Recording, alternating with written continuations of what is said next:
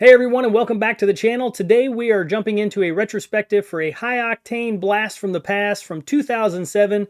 This is Stuntman Ignition, the game that made us feel like a Hollywood legend, one stunt at a time. Now, for those of you who weren't around back then, Stuntman Ignition was the sequel to the original Stuntman on the PS2, and it aimed to take the concept of performing crazy movie stunts to the next level. You played as a professional stunt driver once again, and trying to impress the directors, you wanted to just climb your rank all the way to the top of Hollywood. The premise of the game was simple. Complete a series of stunts sequences within a set time limit, following the director's instructions to a T. Sounds easy, right? Yeah, not so easy at times. The original Stuntman was notoriously difficult, but this time, Stuntman took pity on us, allowing for some new difficulty levels that made the game much more approachable, including an easy option if you are getting frustrated or you're just new to the series. However, using this did come with a caveat. And what am I talking about? Well, I'm talking about the stars. You must acquire stars to unlock the next level, or the next stunt, or the next movie, or the next everything to make your way through the game. When playing this mode with easy on, you get through the level easier, but you would get less stars due to you using this sort of cheat. This would lead to you needing to replay on a regular difficulty or try to string your stunts together, which would get you the maximum amount of stars in the level. Stringing stunts is a brand new addition to the series for Stuntman. It was like learning a complex dance routine with cars and explosions. You have a very tight window to keep stringing it or connecting your stunts to build up a multiplier that in the end would give you a 5-star and a happy director. Speaking of directors, let's just say they weren't exactly known for their constructive criticism in the game. Cut. Sure. That was all right.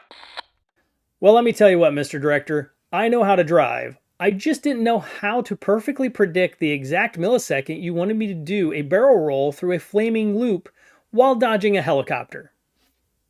Give me a break, Mr. Director.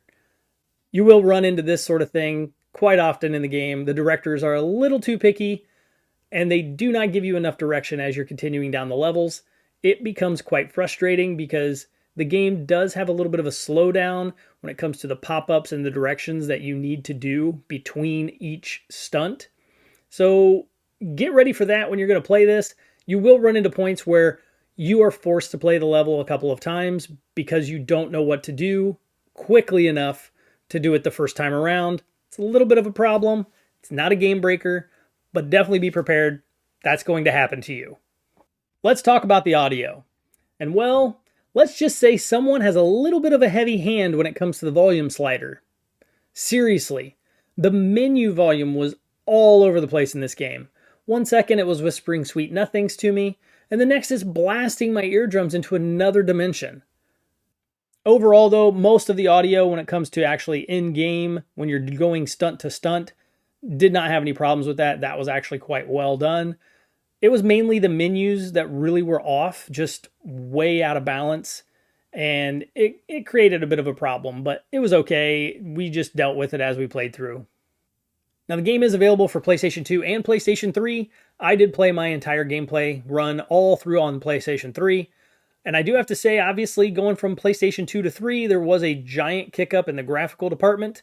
The game looks really great, played really well. I didn't really have any problems with the graphics overall. I thought it looked very pretty. All the cars and the explosions and the overall like movie theme that you got from it, it just looked great. It played great. I didn't have any problems with that at all. Even the little trailers that they throw at the end of it, they were well done. They were worth watching. They were still kind of tongue-in-cheek, a little bit cheesy, a little too much, over the top, that kind of stuff. Still great. Still loved it. That's what this was about. It was just about having a lot of fun, just driving around and, pretending like you're in Dukes of Hazzard or, a Bond flick again. But the graphics, I thought, were just a nice, large step up. And I did not play the PlayStation 2 version, so I cannot talk about that particular copy. But the PlayStation 3 version absolutely looked great. Loved it. Highly recommend if you're looking for something pretty with some cool cars and lots of action. One of the best additions was the pre-stunt briefing and the practice runs. Finally, we get this. We could actually learn the stunts before being thrown into the fire. This was something sorely needed in the original Stuntman. Now, I've talked about this in my other retrospective. Make sure you go back and take a look at that on the original Stuntman here on the channel. But one of the biggest problems with the game is they throw you into it and you're forced to repeat. And I did mention, when it comes to the game, some stuff is not done fast enough. So you may have to repeat some stuff for that reason, but you're actually told prior to starting the game level what each piece is going to be, like what major set piece you're going to go through. It is a much cleaner and much more fun approach to the game. And I was really happy to see that in this game finally. It just gives you that level of confidence going in that you know what you're doing. It doesn't make you completely confident, but it gives you a really good amount of confidence to go, I can do this. I know what I'm doing. Let's go. So however, Ignition wasn't without its quirks. There would be moments where you'd be playing and it would just be very inconsistent. You may hit a perfect gap and for some reason it doesn't register, so it would give you a strike. You would have to replay to try to get your 5-star. Or, you would have a delay. You wouldn't realize which stunt you messed up because the strike would come much later. And, it wasn't a huge problem. It was possibly just a glitch in the game. It was a little too inconsistent at times, and it did add frustration where frustration was not needed. The game also had some genuinely cool features. One of those cool features was the film editing mode. I mean, for example, you could just go on and just splice together your best runs and create kind of a movie trailer if you'd like, or you could just do something like bloopers and just have a hilarious montage of crashes if you'd like to. It was something I didn't play with a whole lot, but it was cool to see it in the game for anybody who wants to toy around with that. All right, we can't talk about Stuntman without talking about cars, right? So let's get into the cars. There were just so many different cars. You got classic cars all the way to high-speed sports cars.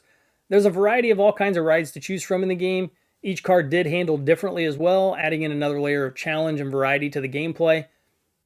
Now, don't get me wrong. The game's a lot of fun. It has its fair amount of frustration in it. However, there's still something undeniably compelling about the Stuntman series.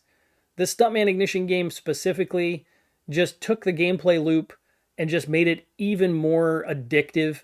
Adding in the ability to be able to, see your stunts ahead of time and practice, what to do prior to it, learning how to ride the motorcycles and the new tricks you do with them, riding on 2 wheels, all of the practice modes and everything that were in it really added to the fact that this game took a next level, took a next step, and really wanted to make it a more fun game and more approachable game for the player. The sense of accomplishment you would get from each stunt, though, from that gameplay loop, man, it was just perfectly executed.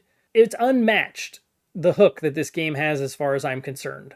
So looking back, Stuntman Ignition, absolutely a flawed video game, but the gameplay loop this game gives us is absolutely amazing. It's so fun. It's still highly addictive, just as much as the first game, if not more, because it is far more approachable now. And, the game pushed the boundaries of what stunt driving could be. It took what the first game did and made it better. And what else can we ask for? Can't ask for much more than that, honestly. It's a game that taught me the importance of perseverance and that sweet, sweet taste of victory after overcoming a seemingly impossible challenge. That's what I'm talking about, man. I love you. I love you. Oh, my God. Really?